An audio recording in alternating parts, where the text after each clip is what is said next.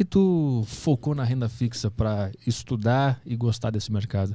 Putz, porque assim, quando eu estava na faculdade de economia, a minha principal, a matéria que eu mais gostava, que eu era completamente apaixonada, louca, alucinada, era macroeconomia. Então, eu estava na faculdade, era alucinada por macroeconomia, e macroeconomia é basicamente inflação, atividade, juros, né? Então, assim, era o caminho natural de quem estuda macroeconomia, é mais para renda fixa e câmbio. Né? Então, quando eu comecei, eu fui chamada em 2008 para uma entrevista no Itaú Asset, que na época, até hoje acho, é uma das maiores e melhores gestoras do Brasil, né? É super premiada e tal. E aí eu fui lá, eu fui assim, me chamaram para ir numa entrevista, eu falei, tá bom, vou ir, vou mandar meu currículo para todo mundo, nem sei quem vai me chamar, né? Naquela época, o mercado financeiro era muito cheio de entrevista, tipo, quantas bolas de golfe cabem aqui? E aí você tinha que responder. Então eu falei, caramba, eu não vou passar em nenhuma, né?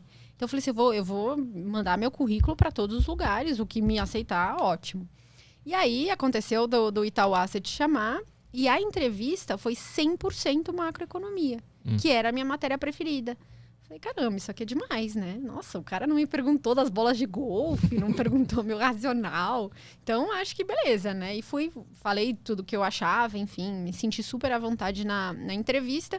Resultado, eles me chamaram e eu comecei a minha carreira trabalhando no Itaú Asset, que é um fundo multimercado, um fundo que faz gestão, né, de bilhões e bilhões de reais. E comecei na mesa de renda fixa e câmbio exatamente por saber macroeconomia. Então é um caminho muito natural, assim, você tem que, para você saber se as taxas de juros vão subir ou vão cair, você precisa entender inflação, atividade, você precisa entender tudo isso. Então era o caminho natural para quem faz economia. E por que macroeconomia te chamou a atenção? Putz, aí foi meio que sorte, assim, eu estava no segundo ano do colégio, do ensino médio, né? E aí eu tinha que escolher um emprego, tinha que escolher alguma coisa lá para pôr lá na FUVEST. E aí eu fiz um teste vocacional e deu economia.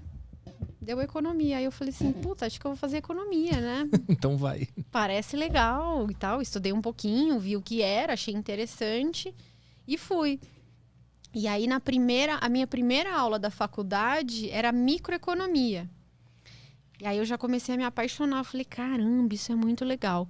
E aí a evolução nas aulas, né? Tipo matemática 1, 2 e 3. Tem micro 1, micro 2 e aí macro 1. Então, é tipo uma evolução do próprio estudo da microeconomia. E aí eu achei aquilo fenomenal. Eu falei, caramba, isso aqui é muito legal. Você pega isso e você entende o mundo. O que tem de legal? Eu quero entender também o mundo. Não, é demais. Assim, macroeconomia, assim, para começar, minha primeira aula de economia, né? Marília, o que é macroeconomia? O que é economia, né?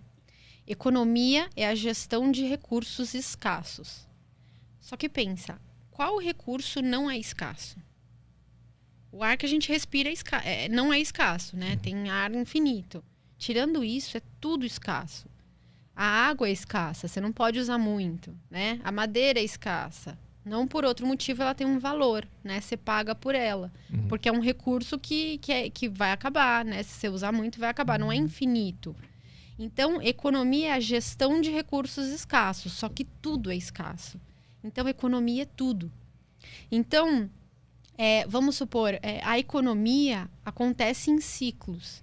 Então, você percebe, por exemplo, que tem épocas no Brasil que a gente tem crescimento, que as empresas crescem, contratam mais pessoas, o desemprego cai pra caramba, aí as pessoas aumentam os salários, aí você consome mais, e aí você se alavanca mais muitas vezes, aí isso gera inflação. Aí começa o ciclo inverso. A inflação faz com que o Banco Central tenha que aumentar a taxa de juros, e aí as pessoas consomem menos, pegam menos empréstimos, aí de repente você vai para uma recessão. Então a economia é muito cíclica, né? E você como pessoa, você tem que tomar as decisões da sua vida levando isso em consideração. Então, por exemplo, eu estou num ciclo super baixo da taxa de juros, eu estou na mínima histórica da taxa de juros. Eu vou pegar um empréstimo a juro variável, que se a taxa de juros subir, no final eu vou ter que pagar mais? a minha parcela, né? Então, assim, você tem que considerar isso para tudo na sua vida. Todas as decisões que você toma, elas têm que levar em conta a economia, porque senão você pode tomar uma decisão errada. Quantas pessoas decidiram empreender logo antes do início de uma recessão? E aí elas acham que não deu certo por culpa delas, por incompetência delas. Mas muitas vezes é porque o ciclo econômico era super ruim. Mas esse ciclo, ele é inevitável? Ele vai ser para sempre assim?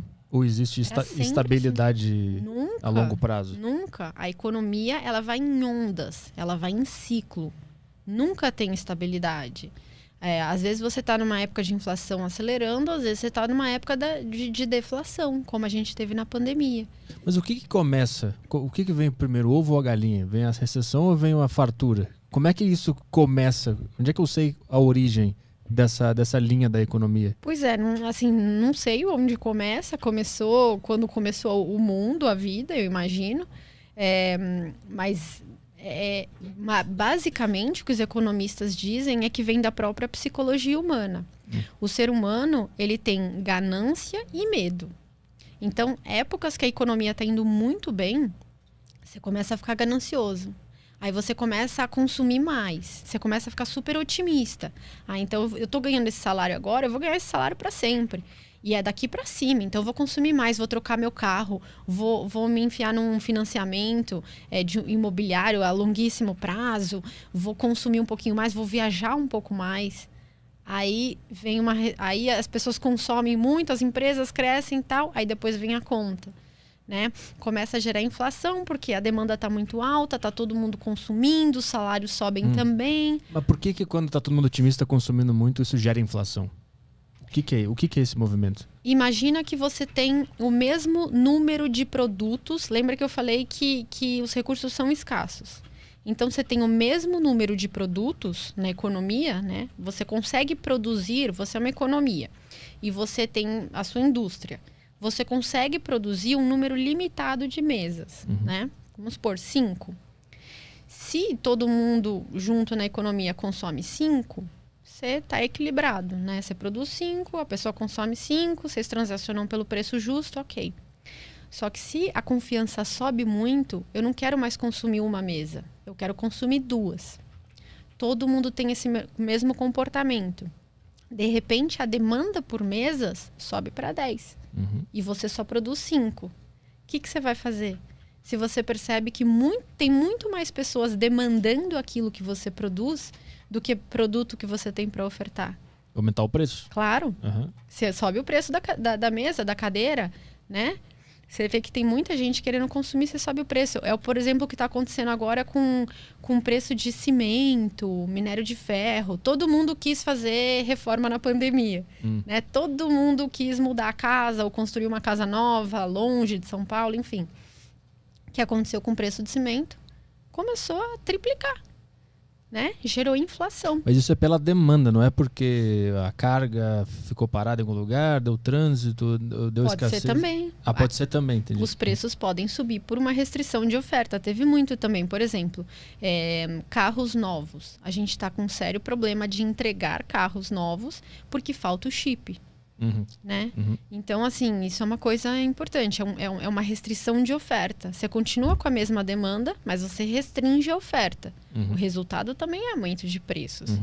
Então, tem uma situação muito... Tá todo mundo muito confiante, consumindo muito, os preços sobem. É uma pressão natural. Por exemplo, a empresa quer crescer e você tá em outro lugar e ela quer te contratar para crescer, para expandir o negócio dela. Mas você tá num lugar muito bem. O que ela vai fazer para te contratar, para te atrair? Oferecer mais. Oferecer mais, oferecer um salário maior. Pressão de salários, bate na inflação também. Mas a gente está vivendo uma crise hoje, né? Hoje a gente está numa recuperação pós-crise, né? Essa crise, ela não surgiu por causa do otimismo, né? Não. É diferente. Totalmente. Como é que funcionou essa crise que a gente está vivendo agora?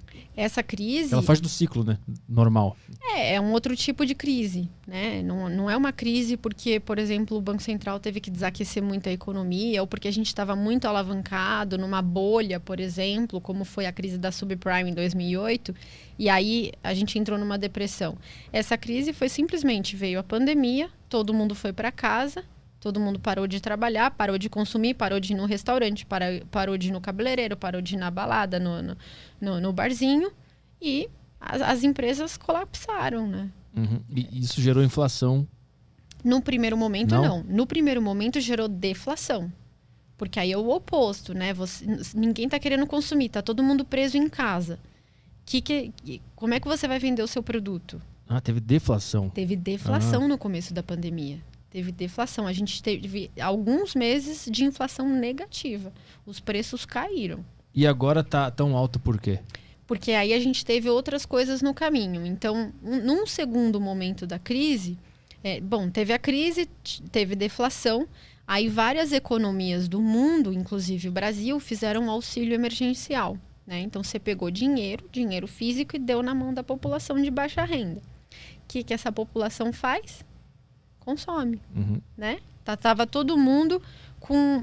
o Fundo Verde tem um estudo muito interessante que ele fala que com o auxílio emergencial, a renda média das pessoas de baixa renda subiu 38%. Então é aquela coisa, tá todo mundo com mais dinheiro, tá todo mundo com um poder de consumo maior. O que eles fizeram? Consumiram mais. Então você vê que na época, vendas de supermercado disparou. E com isso o preço de alimentos também disparou. E isso aconteceu ao redor do mundo. O aumento de preço das commodities não foi só no Brasil, foi no mundo inteiro. Então o preço de alimentos subiu no mundo inteiro. Esse foi o primeiro impacto. Depois a gente teve uma desvalorização cambial, né? O nosso real, que era antes R$ 4 a cada dólar, subiu para quase R$ 6 a cada dólar. E esse aumento fez com que os produtos importados encarecessem. Por exemplo, gasolina e gás de botijão. Esse foi o segundo choque. E agora a gente teve o terceiro choque, que foi a crise hídrica, né? Então não choveu, as tarifas de energia elétrica subiram pra caramba.